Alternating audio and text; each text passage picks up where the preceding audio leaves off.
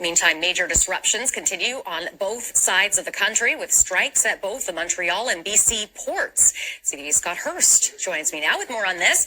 Hi, Scott. So what's the latest on these disputes? Good morning, Renee. Industries, businesses, thousands of workers who rely on the movement of goods to and from these ports, all the way down to average Canadian consumers, Renee, like you and me, all bracing for impact of these twin shutdowns at Canada's two largest ports. And there could be a significant impact and a significant ripple effect here, as hundreds of dock workers in Montreal have now been locked out, with talks at an impasse. Some 1,200 dock workers are off the job. The union saying scheduling, one of the main sticking points. CUPE members voting overwhelmingly in favor of rejecting the final offer, and dock workers at the Port of Montreal have been without a contract since last December, joining workers now from Vancouver who've been locked out for a week. The labor disruptions could cause chaos to Canada's supply chain, and adding to Colton's comment about timing for potential Canada post-strike, the timing here also playing a significant role in the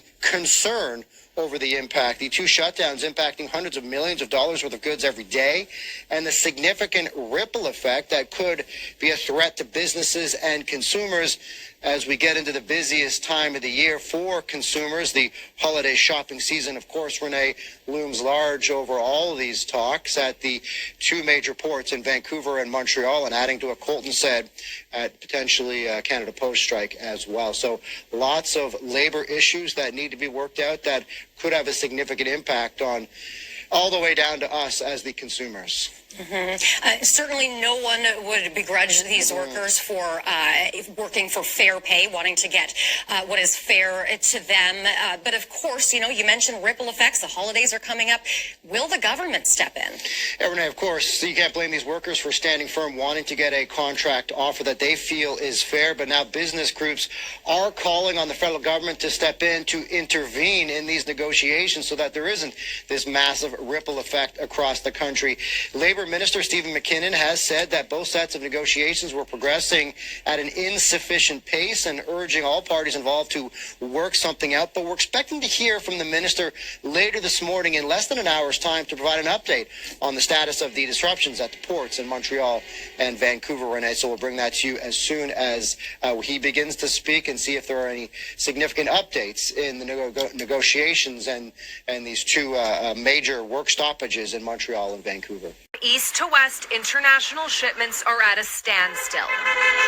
Dock workers have been locked out at the Port of Montreal since Sunday. In British Columbia, they've been off the job for more than a week. As Canada's Minister of Labour, a dispute Ottawa says has gone on for too long.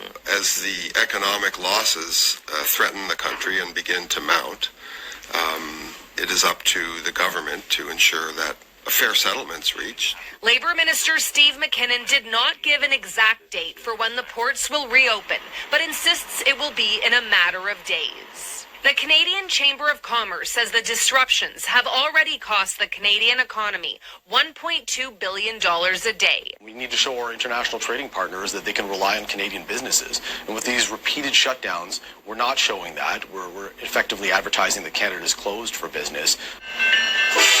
This is the second time in less than a year the Liberals have made the controversial decision to order binding arbitration. The right to strike is supposed to be a constitutionally protected right, and they've really been infringing on that quite frequently. Another work stoppage is looming.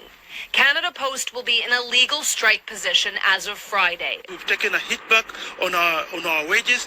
We are also asking for staffing levels, and also importantly that Canada Post needs to provide a service to Canadians. It comes as the busy holiday season approaches and threatens a Crown corporation that warns it's at a critical juncture financially. We've lost $3 billion over the last 5 years, and this year's not going to be any better. In fact, it's going to be a lot worse. So, labor experts say Canada is in a period of turmoil not seen in decades. Numbers from Statistics Canada show more workdays were lost to labor disruptions last year than in the last 38 years.